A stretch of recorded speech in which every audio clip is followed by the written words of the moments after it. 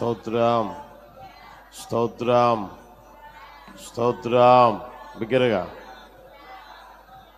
స్తోత్రం, స్తోత్రం, స్తోత్రం, స్తోత్రం, స్తోత్రం, స్తోత్రం. హల్లెలూయా. కొద్ది సమయం దేవుని మాటలు విందాం. తెస్సలోనికీయులకు రాసిన మొదటి పత్రిక 5వ అధ్యాయం 24వ వచనం. అందరూ చదువుదామా? మిమ్మును పిలుచువాడు నమ్మకమైనవాడు గనుక అలాగు చేయును. మళ్ళా చదువుదామా? మిమ్మును పిలుచువాడు నమ్మకమైనవాడు గనుక అలాగు చేయును.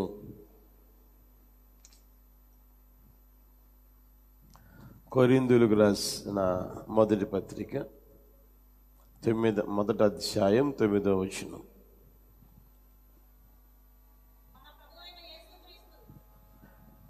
అందరూ చదువుదామా? అందరూ బిగ్గరగా.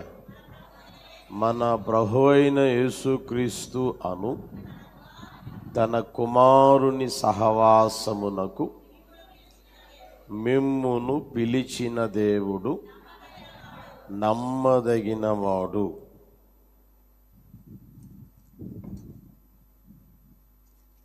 దైవజనుడైన పౌలు గారు కొరింథీ సంఘానికి, తెస్సలోనికలో ఉన్న సంఘానికి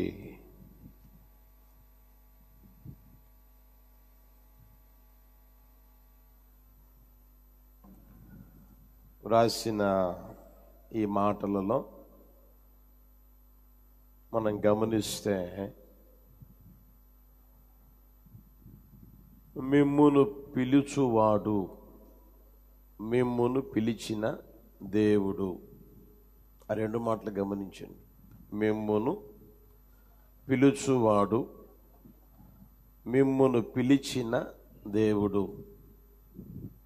తగ్గించరా, మైక్ దగ్గరే ఉంది కదా, తగ్గించు.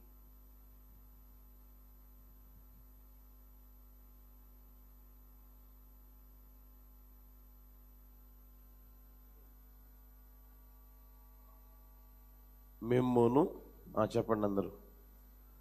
పిలుచువాడు, మిమ్మును పిలిచిన దేవుడు ఎవరంట? చెప్పాలి బిగ్గరగా. నమ్మదగిన దేవుడు, నమ్మదగినవాడు, నమ్మకమైనవాడు, తర్వాత నమ్మదగిన దేవుడు. మన దేవుడు నమ్మదగిన దేవుడు. అంత మాత్రమే కాకుండా నమ్మకమైన దేవుడు. నమ్మదగిన దేవుడు, నమ్మకమైన దేవుడు. మన దేవుడు మనల్ని పిలిచాడు.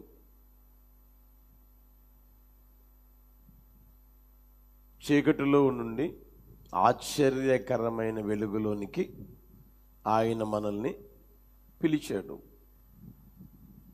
మనం దేవుని ద్వారా పిలవబడిన వారమే కానీ మనుషుల ద్వారా పిలవబడిన వారము కాదు. ఏ రోజుకి కాదు. తగ్గించు.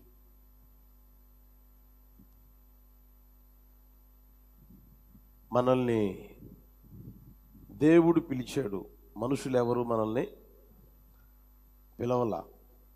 నచ్చిన వారు లేదా మెచ్చిన వారు మనల్ని పిలవల. మనం ఆరాధన చేస్తున్న దేవుడు మాత్రమే మనల్ని పిలిచాడు. మనల్ని పిలిచిన దేవుడు ఎవరయ్యా అంటే, ఇప్పుడు చెప్పండి గట్టిగా. నమ్మదగిన వాడు, నమ్మకమైన వాడు, నమ్మకమైన వాడు, నమ్మదగిన వాడు. ఈ లోకంలో మనం ఆలోచన చేస్తే నమ్మదగిన వారు లేదా నమ్మకమైన వారు పెద్దగా కనిపించరు.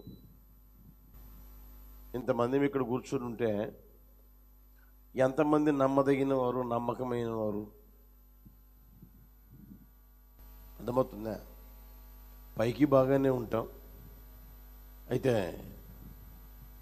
లోపల చూసినప్పుడు అనిపించే మాట ఏంటంటే, ఈ నమ్మకమైనోడేనా, నమ్మదగినోడేనా అన్న మాటలు, సందేహాలు వస్తూనే ఉంటాయి.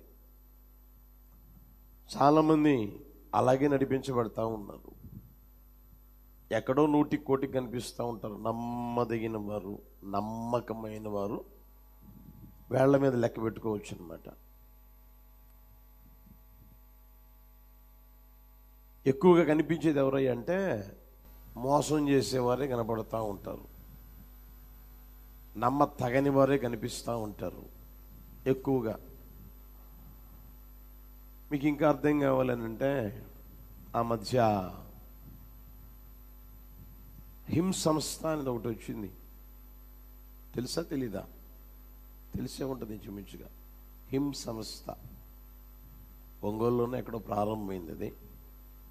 ఆ తర్వాత మన రాష్ట్రం అంతా వ్యాపించింది. నెలకి 10,000 కడితే, అర్థమవుతుందా, 30,000 ఇస్తాం, మీరు కట్టేదాన్ని బట్టి మీకు పైసలు వస్తాయి అని చెప్పి మొత్తం మీద నమ్మించారు.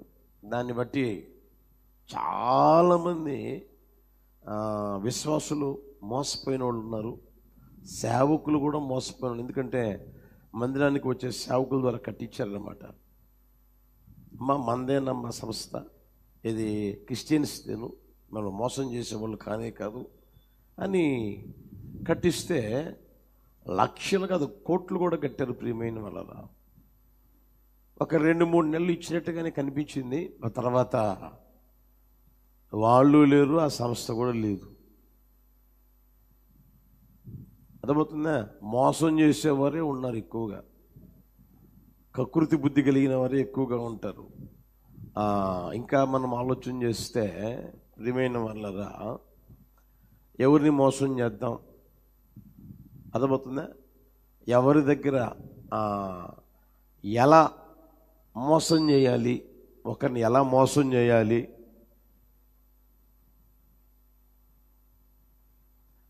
అనేది ఈరోజు నేర్చుకునే వాళ్ళు ఎక్కువైపోతూ ఉన్నారు. మాయ మాటలు నేర్చుకొని, మాయ మాటలు చెప్పి ఎలా మన అవసరం గడుపుకుందాం, మన అవసరం ఎలా తీర్చుకుందాం, మన కుటుంబాన్ని ఎలా పోషించుకుందాం అనేవాళ్ళు ఎక్కువగా అయిపోతూ ఉన్నారు. అందుకనే యేసు ప్రభువారు చెప్పిన మాట ఒకటి గమనిస్తే,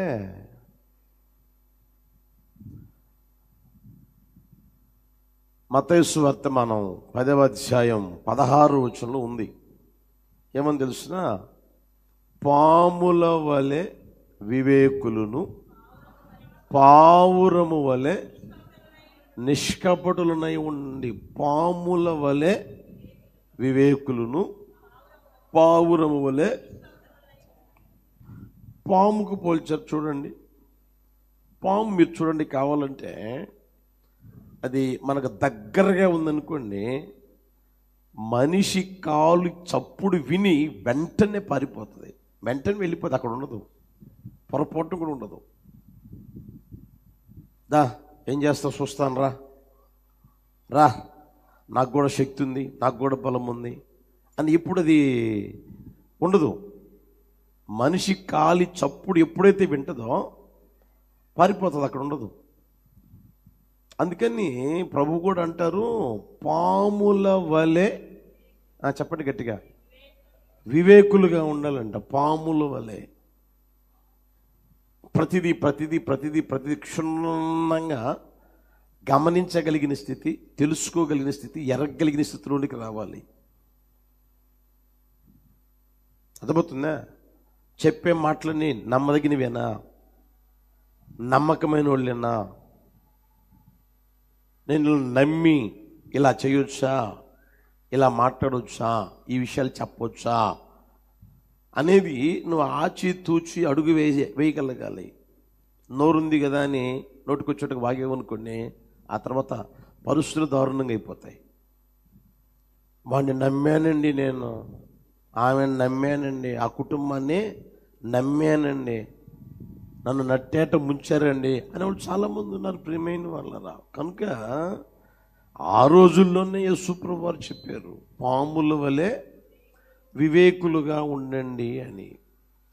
ఇంకా మీరు చూడండి, చాలామంది ఆన్లైన్ గేములకు అడిక్ట్ అయిపోయి ఉన్నారు. ఆన్లైన్ గేముల్లో ఎవడైనా సంపాదించినట్టుగా ఉన్నారా? ఆన్లైన్ గేములు ఆడితే పైసలు వస్తాయి అని అడ్వర్టైజ్మెంట్లు ఇస్తారు. తర్వాత ఏమండి, ఇదిగో ఈ ఆట ఆడితే ఇంత సంపాదించవచ్చు అని చెప్పి చెప్తారు. కానీ ఎవడైనా సంపాదించినట్టుందా? వాళ్ళు అలా ఎందుకు పెడతారు? ఆన్లైన్ గేమ్లో సంపాదించగలిగితే వాళ్ళు సంపాదించుకోవచ్చు కదా. ఈ రోజున చూడండి ప్రియమైన వాళ్ళరా, అలాంటి విషయాలలో కూడా నష్టపోయిన వాళ్ళు ఒకరు కాదు, ఇద్దరు కాదు, ఎక్కడో కాదు, ఇక్కడే ఉన్నారు.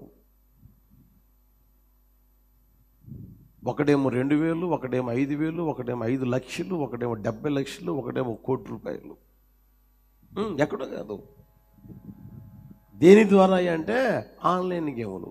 ఆన్లైన్ గేములు ఆడి 100 పెడితే 200 వస్తుంది కదా, 100 పెడితే ₹1,000 వస్తుంది కదా, ₹1,000 పెడితే 10,000 వస్తాయి కదా, 10,000 వస్తాయి కదా. అర్థమవుతుందా? ఇక అదే పని అనమాట. దాని ద్వారా అప్పులు పాలైన వాళ్ళు ఉన్నారు. దాని ద్వారా ఏమండి ఇళ్ళు అమ్ముకున్న వాళ్ళు ఉన్నారు. దాని ద్వారా ఇళ్ల స్థలాలు కూడా పోగొట్టుకున్న వాళ్ళు కూడా ఉన్నారు, ఆన్లైన్ గేములకు అలవాటు పడి. అర్థమవుతుందా ప్రియమైన వాళ్ళరా? అందుకనే మనం గమనిస్తే ఈ లోకంలో అది ఏ విషయమైనా సరే ఏదైనా సరే నమ్మతగినది కానీ నమ్మకమైనది కానీ చాలా అరుదుగా కనిపిస్తూ ఉంటుంది. అయితే మనం ఆరాధన చేస్తున్న దేవుడు ఎవరయ్యా అంటే, ఇప్పుడు చెప్పండి, గట్టిగా చెప్పండి, తగిన వారు, నమ్మకమైన వారు. నమ్మదగిన వారు, నమ్మకమైన వారు. మన దేవుడు నమ్మదగిన దేవుడు, ఆయన నమ్మకమైన వారు. ఈరోజున చూడండి ప్రియమైన వల్ల చాలామంది చెప్పేవాళ్ళే ఎక్కువైపోతూ ఉన్నారు కానీ చేసేవాళ్ళు తక్కువైపోతూ ఉన్నారు. అర్థమవుతుందా? చెప్పేవాళ్ళు చాలామంది ఉంటున్నారు, అది చేసేవాళ్ళు ఏమైనా ఉంటున్నారా అంటే చాలా తక్కువగా అరుదుగా కనిపిస్తూ ఉంటారు. అది లోకపరంగానైనా యేసు ప్రభుని నమ్మి నడిపించబడుతూ ఉన్న వారి వ్యక్తిగత జీవితాల్లోనైనా బైబిల్లో కూడా ఒక మాట చూపిస్తాను, చూస్తారా? చూడండి, ఆదికాండం 28:22 గమనించండి. ఆదికాండం 28:22 స్తంభముగా నేను నిలిపిన ఈ రాయి దేవుని మందిరమగును, మరియు నీవు నాకిచ్చు యావత్తులో 10వ వంతు నిశ్చయముగా నీకు చెల్లించేదనని.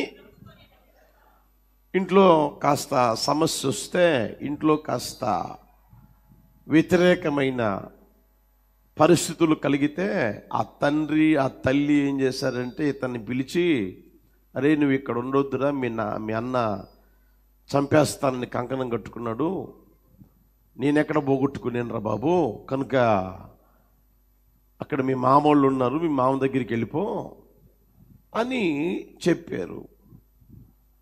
అడ్రస్ అయితే చెప్పారు, ఎటు వెళ్ళాలో తెలియదు, ఎలా వెళ్ళాలో తెలియదు. మొత్తం మీద ప్రయాణం కట్టి అలా బయలుదేరి వెళ్ళిపోతా ఉన్నాడు. ప్రొద్దుగుంకితే అంత రాయి తీసుకుని అలా పడుకున్నాడు, తలగడగా చేసుకుని పడుకున్న. ఆ తర్వాత దేవుడు ఆయనతో మాట్లాడడం జరిగింది.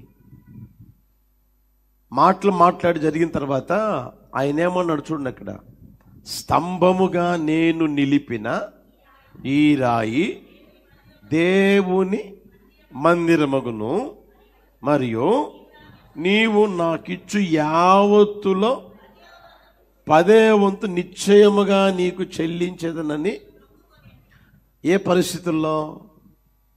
ఆయనకు కలిగిన బాధలో, ఆయనకు కలిగిన వేదనలో, ఆయనకు కలిగిన దిక్కు తోచని పరిస్థితుల్లో, ఆయనకు దిశ గురి గమ్యం లేని పరిస్థితులలో ఏమండి ఈ పరిస్థితులన్నీ తారుమారుగా మారిపోయాయి కదా. ఇప్పుడు నాకు అండగా ఎవరు ఉన్నారు? తల్లి తండ్రి పంపేశారు. అన్న నా మీద పగగా ఉన్నాడు. ఇప్పుడు నేను వెళ్ళే ప్రాంతంలో తిండి ఉండదో, కట్టుకునేందుకు బట్ట ఉండదో, కాపుదల ఉండదో. సరే, ఇవన్నీ అడిగాను, చేస్తానన్నారు, బాగానే ఉంది. ఇప్పుడు నా పరిస్థితులు ఏంటి అని ఆయన అనుకొని ఆ మాటలు గమనించండి. ఎంత మాటలు గమనించండి. నేను ఇప్పుడు నిలిపాను ఈ రాయి. ఏది బాధలో ఉన్నప్పుడు, వేదనలో ఉన్నప్పుడు, దుఃఖం చేత నడిపించబడుతూ ఉన్నప్పుడు నోటి ద్వారా ఏవేవో మాట్లాడుతూ ఉంటాం. అర్థమవుతుందా? అది చేస్తాను, ఇది చేస్తాను, అలా ఉంటాను, ఇలా ఉంటాను, ఆదివారం మందిరానికి వస్తాను, వారానికి ఒకరోజు ఉపవాసం ఉంటాను, తప్పకుండా బైబిల్ చదువుతాను ప్రభా, నీ సన్నిధిలో గడపంది పొరపాటును కూడా నేను బయటకు కూడా వెళ్ళను ప్రభా. ఈ తీర్మానాలన్నీ బాగానే ఉంటాయి, చెప్పే మాటలు బాగానే ఉంటాయి. ఎప్పుడు పరిస్థితుల్లో తలక్రిందులుగా మారినప్పుడు, పరిస్థితులు ప్రతికూలంగా మారినప్పుడు అందరూ చెప్తా ఉంటారు. ఒకరు కాదు, ఇద్దరు కాదు, అందరూ చెప్తానే ఉంటారు. ప్రభువా, అయ్యా నేను అలా బ్రతుకుతానయ్యా, ఇలా ఉంటానయ్యా, ఇలా చేస్తానయ్యా, నువ్వు నన్ను కానీ ఆశీర్వదిస్తే, నువ్వు కానీ దీవిస్తే, నన్ను కానీ హెచ్చిస్తే, గణపరిస్తే, పెళ్లి చేస్తే, పిల్లలు ఇస్తే, ఉద్యోగం ఇస్తే అది చేస్తాను ప్రభా, ఇది చేస్తాను ప్రభా. ఇక ఆదివారం మందిరంలో ఉంటానయ్యా, వ్యాపారంగా కూడా వదిలేస్తానయ్యా, ఆదివారం మాత్రం సందులో ఉంటానయ్యా అని నీ మాటలు మాట్లాడతారు. సరే, అవన్నీ జరిగిపోయిన తర్వాత ఆ మాట ఏమైనా గుర్తొస్తుందా? చెప్పిన మాటలు ఏమైనా గుర్తుంటాయా? వారానికి ఒకరోజు ఉపవాసం ఉంటానన్నది పోయింది, రోజు బైబిల్ చదువుతానన్నది పోయింది, దేవుని సన్నిధిలో ప్రార్థన చేస్తానన్నది పోయింది, నీతిగా బ్రతుకుతానన్నది పోయింది, యథార్థంగా బ్రతుకుతానన్నది పోయింది, నమ్మకంగా ఉంటానన్నది ఒక్కొక్కటి మొత్తం గంగలు కలిసిపోతూ ఉంటాయి. అప్పుడేం గుర్తుండవు. మరలా సమస్య వస్తే, మరలా బాధ వస్తే, మరలా ఇరుకు వస్తే, మరలా ఇబ్బందులు వస్తే, మళ్ళా గడ్డు కాలం అంటారే, ముందుకు అడుగు వేయని స్థితి వస్తుందే, అప్పుడు అయ్యయ్యో అన్న ఆ మాటలు గుర్తొస్తూ ఉంటాయి. అందుకని మీకు చెప్తున్న ప్రియమైన వాళ్ళరా, చెప్పేవాళ్ళు ఎక్కువైపోతారు కానీ చేసేవాళ్ళు తక్కువైపోతారు. అయితే మన దేవుణ్ణి చూస్తే ప్రియమైన వాళ్ళరా, ఆయన చెప్పినట్లుగానే చేస్తాడు. యేసయ్యకి మహిమ కలుగును గాక. హల్లెలూయా. అందుకని ఆయన ఎవరయ్య అంటే నమ్మదగిన దేవుడు, నమ్మకమైన దేవుడు, నమ్మదగిన దేవుడు, నమ్మకమైన వారు. హల్లెలూయా. రోజున వ్యక్తిగత జీవితంలో కూడా గమనిస్తే, నీ పిల్లలతో చెప్పిందైనా, నీ భార్యతో చెప్పిందైనా, నీ భర్తతో చెప్పిందైనా, దేవునితో చెప్పిందైనా, సేవకులతో చెప్పిందేనైనా నువ్వు చెయ్యగలిగే స్థితిలోకి వచ్చావా? చెప్పేవాళ్ళు ఎక్కువ అన్నమాట, చేసేవాళ్ళే తక్కువ. అయితే దేవుడు అలాంటి వాడు కాదు. అందుకని ఆయన ఎవరంటే చెప్పండి, నమ్మదగిన దేవుడు, నమ్మకమైన దేవుడు. తిమోతి 2వ పత్రిక 2వ అధ్యాయం 13 వచ్చింది అండి. తిమోతి 2వ పత్రిక 2వ అధ్యాయం 13 వచ్చిన, మనము గట్టిగా అందరు చదవండి, మనము నమ్మదగని వారమైనను. మనం ఎవరమంట చెప్పండి, మనం ఎవరమి? పౌలు గారు తనతో కలిపి చెప్తా ఉన్నమాట, అది తనతో కలిపి చెప్తా ఉన్నాడు. ఆయన 3వ ఆకాశానికి వెళ్ళి వచ్చిన వాడే, విశేషమైన ప్రత్యక్షతలు ఆయనకున్నాయి. ఆయన ద్వారా దేవుడు గొప్ప గొప్ప కార్యాలు చేశాడు, సంఘాలు కట్టింది ఆయనే, పత్రికలు దేవుడు ఆయన ద్వారా రాయించాడు. ఆయన అంటాడు మనము. మీరు యాకోబు పత్రిక 3వ అధ్యాయం తీయండి, తీసారా? 2వ వచనం చూడండి. అనేక విషయములలో గట్టిగా, అనేక విషయములలో ఆయన్ని కూడా చూడండి, యాకోబు కూడా చూడండి, మనమందరము తప్పిపోతున్నాం. అనేక విషయాల్లో, ఒకటి కాదు, రెండు కాదు, మూడు కాదు, ప్రియమైన వాళ్ళరా, మనము నమ్మ తగని వారమైనను ఆయన, గట్టిగా, ఆయన ఎవరంట? నమ్మదగిన దేవుడు. అందరూ స్తోత్రం చెబుదామా? గట్టిగా గట్టిగా చేతులు చెప్దామా? హల్లెలూయా. యేసయ్యకే మహిమ కలుగును గాక, ఘనత కలుగును గాక. ఇక్కడ మనం గమనిస్తే ప్రియమైన వాళ్ళరా, మనము నమ్మ తగని వారమైనను ఆయన నమ్మదగిన దేవుడుగా ఉన్నాడు. ఆయన స్వభావానికి విరోధముగా ఏది చేయడు. ఆయన స్వభావం ఏంటంటే నమ్మదగిన దేవుడు. ఆయన స్వభావమే అది. ఏ రోజైనా సరే, ఎప్పుడైనా సరే, ఏ పరిస్థితుల్లో అయినా సరే, దేవుడు ఎవరై అంటే నమ్మదగిన దేవుడు. ఆయన స్వభావం మీద నమ్మదగిన దేవుడు. ఆయన నమ్మకమైన వాడు. హల్లెలూయా. మనమందరం ఆ స్థితిలోనికి వచ్చుదము గాక. మనమందరం ప్రభు ఆ కలిగిన ఆ అనుభవంలోనికి నడిపించబడుదము గాక. ప్రభు తీసుకుని వచ్చును గాక. హల్లెలూయా. ఆ నమ్మదగిన దేవుడు మనల్ని పిలిచాడు. ఆ నమ్మదగిన దేవుడు మనల్ని ఏం చేశాడు? పిలిచాడు. మన వ్యక్తిగత జీవితాన్ని మనం ఆలోచన చేసుకోగలిగితే, కొరింథీయులకు రాసిన మొదటి పత్రిక 26 వచనం చూడండి, మొదటి అధ్యాయం. కొంచెం ముందు కూర్చుంటారా ప్లీజ్? మీరే కొంచెం వరుసగా కూర్చోండి, వచ్చి మీరే లేచు కదా, వెనక కూర్చుంటారు. రండి, ముందుకు రండి, లేండి నాన్న. వరుసగా కూర్చోవడం నేర్చుకోవచ్చు కదా. మీరు కూడా కొంచెం వరుసగా కూర్చోవడం నేర్చుకోండి. హల్లెలూయా. సహోదరులారా, మిమ్మును పిలిచిన పిలుపును చూడుడి. లోకరీతిని జ్ఞానులైనను ఘనులైనను గొప్ప వంశపు వారైనను అనేకులు పిలవబడలేదు గాని, ఏ శరీరియు దేవుని ఎదుట అతిశయింపకుండునట్లు జ్ఞానులను సిగ్గుపరచుటకు ఎవరిని వెర్రివారిని,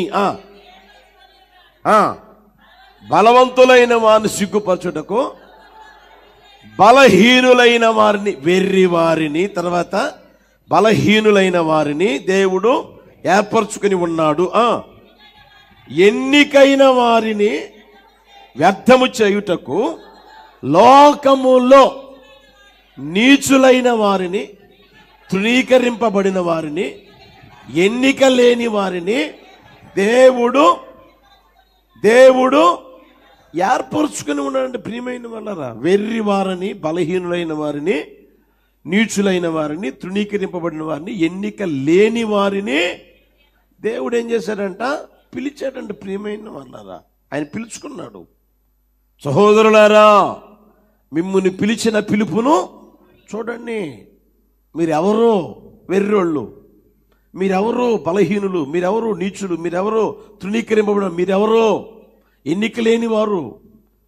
ఇంకొక మాట చూపిస్తా, చూస్తారా?